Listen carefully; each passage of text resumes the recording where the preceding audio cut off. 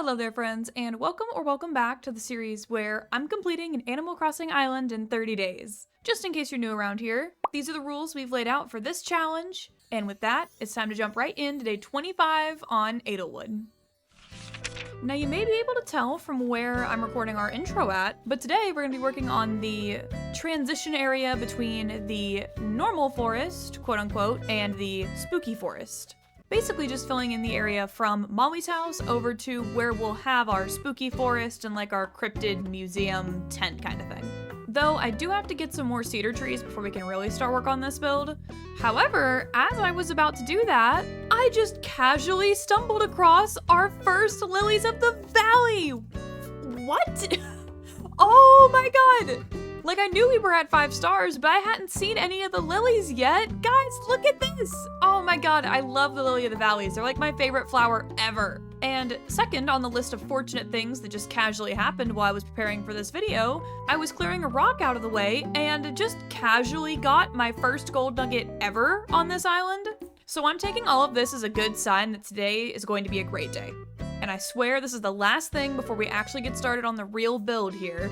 But I wanted to show you guys that I changed the house exterior for Olive's little cafe here. Don't mind Scrunky just chilling in the bottom here. But yeah, this is the vibe that I settled on for her little cafe. Don't worry, I haven't done the interior yet. I'll do that one with you guys. So that way we can like watch the process together. And I also have to show you guys Shep's house over here, and like, not to hype myself up too much, but I am so happy with how this one came out.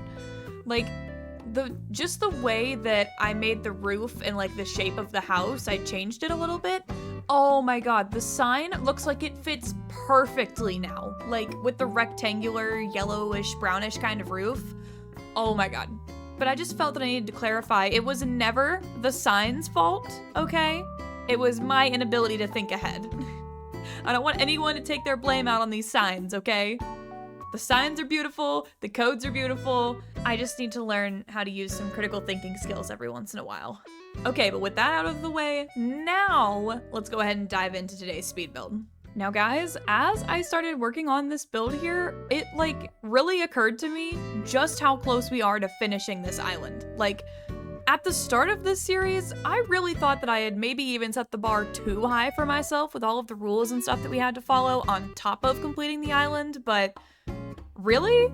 I think that I did very good in hindsight, because I know me, I know that like with the rule about not being able to go back and change things, oh my god, I am convinced we would still be trying to work on the neighborhood if I hadn't instated that rule. So shout out to past Ashley for that one. But besides that, like as the actual challenge is kind of coming to a close here, we do still have like, surprisingly, a ton of questions to get through on the little Q&A post that I put on my community tab a little bit ago.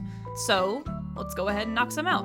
All right, first question today comes from @KayleeGames, and if you're not watching her 30-day challenge right now, also, this is your sign that you should. But she asked, do you have any pets? And if not, do you want any? Now, unfortunately, my current answer to this is no, that I don't have any pets. However, I want a cat so bad, so bad. Like poor Alex has had to listen to me talk about how badly I want a cat in my life non-stop for the past like year and a half.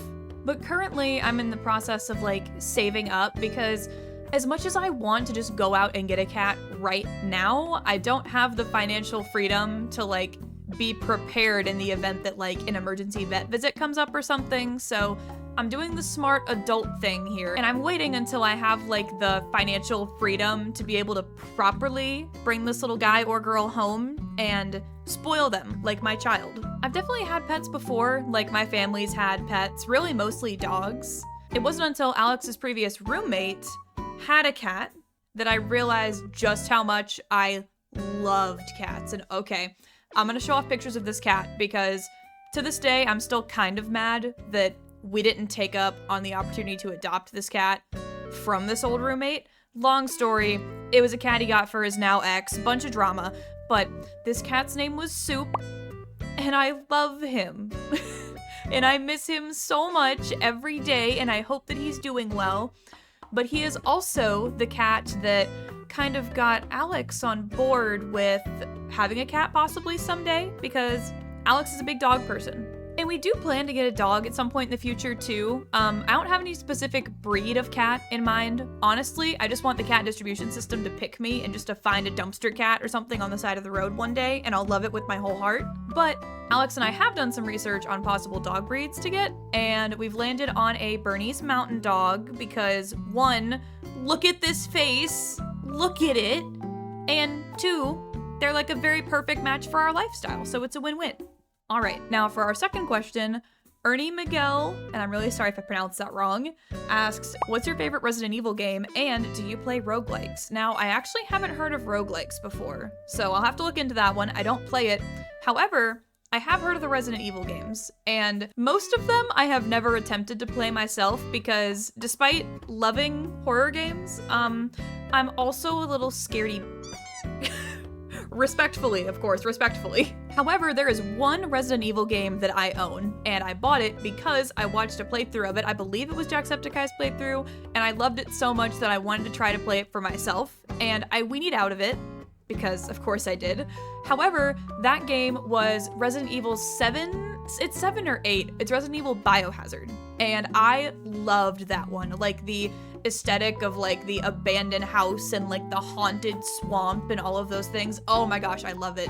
That was actually the Resident Evil game that got me invested enough that I like watched lore videos talking about it, and that's all long past now. It's been a long time since I brushed up on any of that, but I remember really loving that game, despite the fact that I haven't played it again because I'm a weenie. Alright, this next question is kind of a hilarious one. Yosei2152, again, pronunciation, apologies. They asked Lions versus Pokemon debate. In general, whose side are you on? Now, despite being someone who loves their fair share of Pokemon, like literally underneath my monitor, I'm staring at it while I do this voiceover, but I have this Sprigatito card that I love this little kitty, but I had never heard of like the Lions versus Pokemon debate, at least not enough that I was able to answer this right off the bat, so I had to look it up, which the premise is 1 billion lions versus one of every Pokemon. And maybe this is just because my brain can't really comprehend what the sheer number of 1 billion lions would look like. They might have the Pokemon out-stamina'd, but we do have to remember that there are Pokemon that are literal gods. I feel like the Pokemon have this one. Easy. Alright, moving on from lions and Pokemon, Sage Smells Good asks, doesn't matter like where or what, even if it's crazy, what is your absolute dream job? And this is an easy one for me to answer because ever since I was really young, I have dreamed of being a wildlife photographer. I think that in this life, it just requires too much travel, and that's saying something because I love to travel. But it's like, I don't know, maybe if I had gone down a different path in life, that could have been feasible for me, but I like, anytime I see stunning wildlife pictures, I am just in awe. I am in awe, and I would love to get a chance to do that, even if it's just like as a hobby at some point, whenever I have the money for like a nice camera, maybe I'll consider doing that. Alright, now I can already tell you that this question is gonna have a pretty interesting answer, but Misha Puppy asks, who is the character in your profile picture and banner? Is this your persona, channel mascot, and do they have a name or personality? Let me start with the easiest part of this question first. Yes, she does have a name. I'll put her up on screen. Her name is Squirrel, and she's like basically me if I was like a little cat self-insert kind of character, which I suppose does technically meet the qualifications of like a fursona by definition, but I don't necessarily know if I would consider her a fursona, and that mostly just comes from the fact that I don't really know if I consider myself a furry or not. I kind of fall into one of those categories where it's like, by all definitions, definitely a furry, because like I love anthropomorphic animals. Like literally, who else do you know that loves The Lion King 2 as a movie that's not a furry, right? And I love the community because like I've always seen that the community is so creative, and like just the different kinds of fursuits people make blow my mind every time I see them. However, for me personally, I don't know if all of that outweighs the stigma that comes with calling yourself a furry. Because no matter what, people are gonna, you know, have their immediate assumptions whenever you tell them, oh, hey, I'm a furry, or like, hey, this is my persona. So for me personally, I just haven't decided whether I want to walk that line or not. Also because in my experience, like try as you might with that title, it is going to bleed over into your personal life, and I'm kind of a very, like, I would want to keep it separate from my personal life, so I don't know. So I guess to answer your question is a resounding kinda. I think for now I'll just stick with considering her more of like a little mascot, sort of like just a little character, you know, just a silly little girl. Although she doesn't have much of a personality, so maybe I should flesh that out. I've kind of just imagined her with my personality, but we'll see. Maybe I'll like do some little drawing videos and stuff, and we can talk about her personality at some point. That could be fun. A little character exploration. All right, and I think we've got time for just one more question to cover in today's speed build, and that's gonna come from Carly Holiday, 1665, and she asks, what's your favorite Taylor song and why? Now, this one's gonna be a hard one. Like, there are so many good songs. I'm so inclined to pick like Out of the Woods because that one was the surprise song that I got at the Eras Tour concert I went to, Nashville Night 2, and we got to hear the bridge twice, which was like wild. It's always a song that I liked, but I didn't really have like that personal connection to it until the tour. So that's a good one. And like, God, this is a weird answer, I fear, because my favorite Taylor Swift song of all time is Mean. Specifically, the original version, which is why I have a physical copy so I can listen to it without giving money to you-know-who, if you know, you know. But Mean is the song. It wasn't the first Taylor Swift song I heard, but it was the first Taylor Swift song that I became, like, obsessed with. And that's the song that, dare I say, made me a Swiftie, all the way back in, like, 2008? 9-ish, probably? I was a very small child, but that song holds a very special place in my heart. I vividly remember, like, begging my dad to let me put the music video on our downstairs living room TV back on, like, Charter On Demand. Man, this is giving me, like, some crazy nostalgia right now. Just in general, that original Speak Now album holds, like, a very, very dear place to my heart because my dad took me to go see Taylor whenever she came to Knoxville on her Speak Now tour, and God, that's just like one of my best memories. Like, love my dad. That was a fantastic memory that we get to share, so I always think fondly back on that album.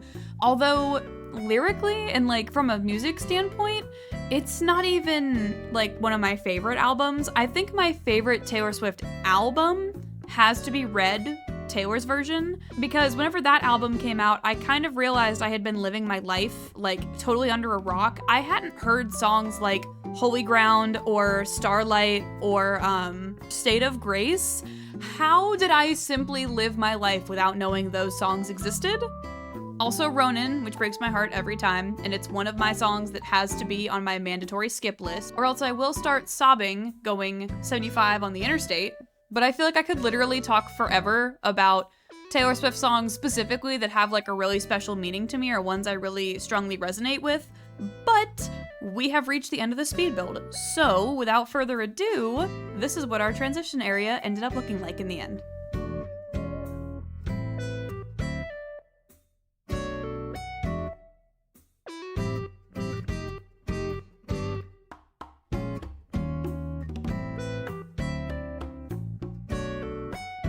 All right, and that's gonna do it for our normal to spooky forest transition area.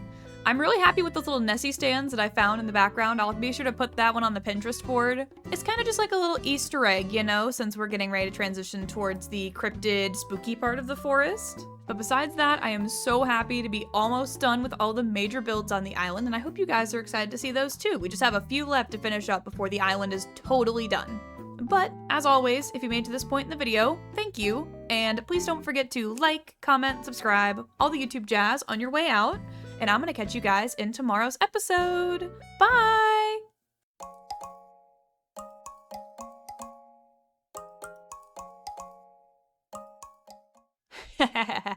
You guys thought I forgot about going to make them kiss.